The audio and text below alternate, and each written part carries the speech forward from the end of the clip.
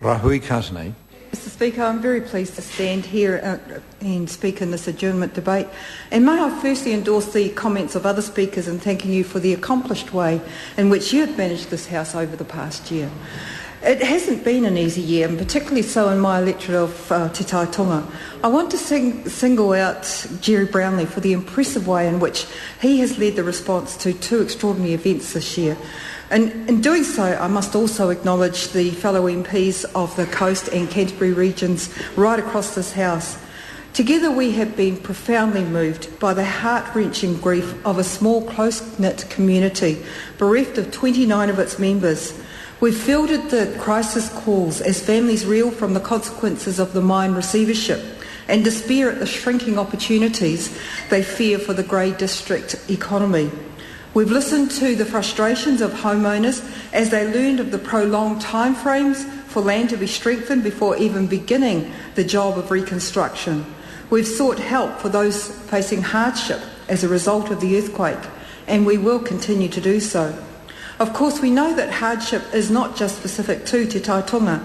In just these last days, for example, we feel for the whānau associated with the Carter Holt Harvey sawmill in Kawerau and the Prime sawmill in Gisborne in the wake of announcements made there. And just 2 days ago, it was devastating to hear the findings of the report from the New Zealand Child and Youth Epidemiology Service, showing that children in low-income households, especially Māori and Pacifica children, appear to bear the brunt of the recession.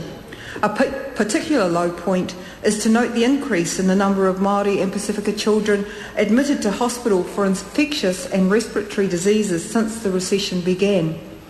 Mr Speaker, it is hard to find any Christmas cheer in information such as this.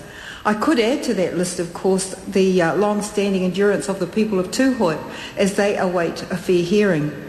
How do we find hope that a difference can be made when we were all aware of the struggles and the injustices that continue to be felt?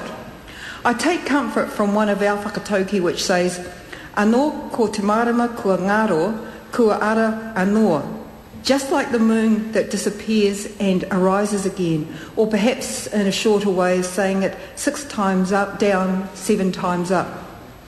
I want to acknowledge the spirit of willingness that we have experienced in various ways this year, as different relationships have been built between the Māori Party and across the House. These are in the main relationships built out of concern for the people, to eliminate social hazards, to focus on improving outcomes for all New Zealanders.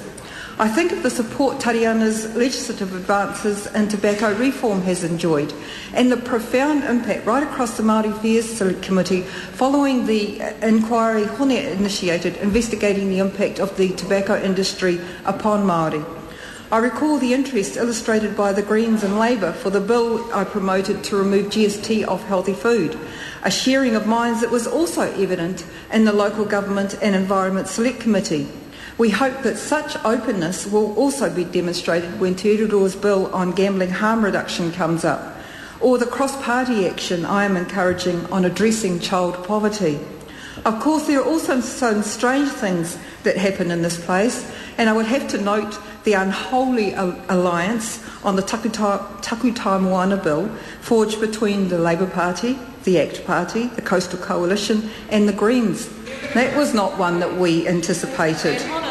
The Māori Party has approached, and talking about the Takutai Moana bill, I have to just warn Mr Boscawen that when you speak about it, please pronounce it properly, because tukutai is something completely different meaning totally.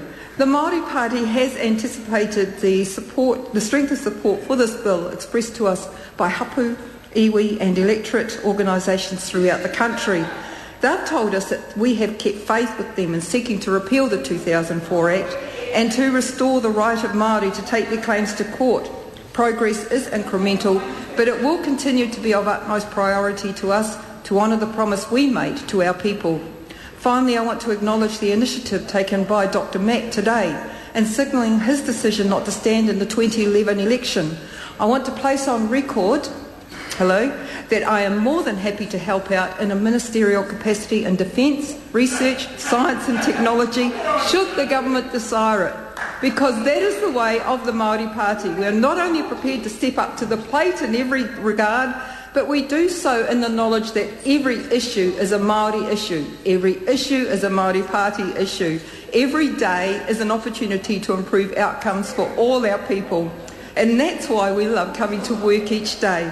Our best wishes right across the house for a happy Christmas, and may you all enjoy the blessings of being with family at this special time of year.